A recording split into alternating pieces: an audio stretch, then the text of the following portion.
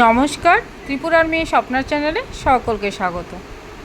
কি শেয়ার করতে যাচ্ছি বলো তো বন্ধুরা, তোমরা দেখে বুঝতেই পারছো। এই দেখো কত সুন্দর সুন্দর দুটো আমার হাতে মোচারের ভিতরের অংশটা এইটা, এই ভিতরের অংশটা কুচিয়ে তৈরি করা হবে কাটলেট। দেখো কেটে নেওয়া হচ্ছে। এবার তার সঙ্গে রয়েছে পেঁয়াজ কুচি, রসুন কুচি, কাঁচা লঙ্কা কুচি, নুন, হলুদ আর একটু সামান্য লঙ্কার গুঁড়ো। এই দিয়ে ভালোভাবে এখন এটাকে মিক্সিং করা হবে। তার জন্য আগে থেকেই আমি এই যে মোচাটাকে কাটা হয়েছিল সেই মোচাটাকে ভালোভাবে ধুয়ে নিয়েছি, একদম পরিষ্কার করে। সেটাকে যদি চুন দিয়ে ভিজিয়ে রাখা যায় তাহলে আরও ভালো হয়, তার কষটা চলে যায়।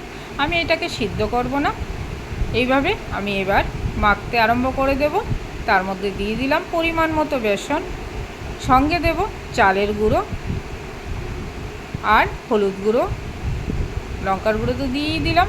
এবার সেই দিয়ে ভালোভাবে, তোমরা যদি কাঁচা লঙ্কা কুচি দিতে চাও সেটাও দেবে, দিয়ে ভালোভাবে, আমি কাঁচা লঙ্কা কুচিও দিয়েছি, আর না দিতে চাইলে না দেবে। এবার দিয়ে ভালোভাবে এটাকে মিক্সিং করে নেব। দিয়ে কিছুক্ষণের জন্য এটাকে সামান্য পরিমাণ একটু জল দিলাম, একটু টাইটই থাকবে বিষয়টা। ভালোভাবে মাখিয়ে এটাকে, এই দেখো মাখা হয়ে গেছে আমার। এটাকে এবার রেখে দিতে হবে ঢাকনা দিয়ে। 1-2 ঘন্টা রেখে দেওয়ার পর তারপর এটাকে এবার চলো এবার তৈরি করা যাক। কাটলেটের শেপ দিয়ে নেব। তোমরা চাইলে এর মধ্যে চিংড়ি মাছ দিয়েও করতে পারো। দেখো আমি এইভাবে শেপ দিয়ে নিলাম, তোমরা চাইলে অন্যভাবেও শেপ দিতে পারো। দেখো আমি এক একটা করে তৈরি করে রেখে দিলাম। এবার এইগুলিকে আমি ফ্রিজের মধ্যে 1-2 ঘন্টা রেখে দেব। ফ্রিজের মধ্যে রেখে দিলে এরকম তোমরা পরবর্তী সময়েও ভেজে খেতে পারো। এইভাবে তৈরি থাকলে তৎক্ষণাৎ কেউ আসলে তাও ভেজে দিতে পারো, বেশ ভালো লাগবে। চায়ের সঙ্গেও মুচমুচে, বা এমনিও সস দিয়ে খেতে পারো। দেখো তৈরি আমাদের সন্ধ্যা স্ন্যাক্সটা, বেশ ভালোই হবে বলো। এবার চলো ভাজা যাক। ভাজার জন্য কি কি নিয়ে নিলাম দেখো, ডিম নিয়ে নিয়েছি 2টো, আর সঙ্গে নিয়েছি বিস্কুটের গুঁড়ো। যেহেতু আমার সব কিছুই দেওয়া রয়েছে এই মোচার মধ্যে, তার জন্য অন্য কিছু ময়দা আর নিলাম না। এবার ডিমের গোলায় চুবিয়ে বিস্কুটের গুঁড়ায় রেখে তারপরে ভেজে দিতে হবে। দেখো আমি এইভাবে ডিমের গোলায় চুবিয়ে নিচ্ছি, তারপরে বিস্কুটের গুঁড়োটা মাখিয়ে নেব। নিয়ে এক একটা করে আমি তেলের মধ্যে ছেড়ে দেব।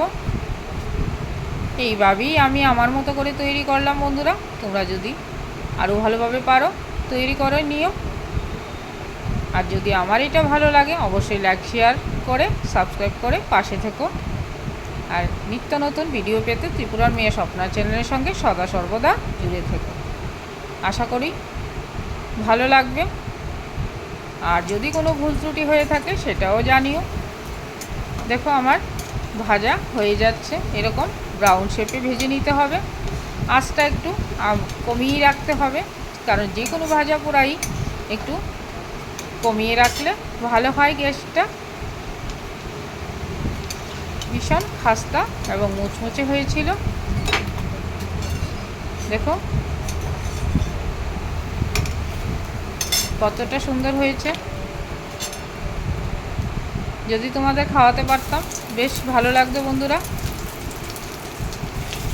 তবে এই কাটলেটগুলি আমি ভালোবেসে, এবার যেহেতু আমি এই কাটলেটটা যেদিন বানিয়েছিলাম সেদিন আমি একটু বেড়াতে গেছিলাম, সেদিন আমি নিয়েই গেছিলাম তাদের বাড়ির উদ্দেশ্যে খাওয়াবো বলে। আর সেটা খেয়ে সবাই ভালোই বলছিল। দেখো কতটা সুন্দর হয়েছে। আমার বলার পালা শেষ, এবার তোমরা বলবে অবশ্যই কেমন লাগলো। ধন্যবাদ।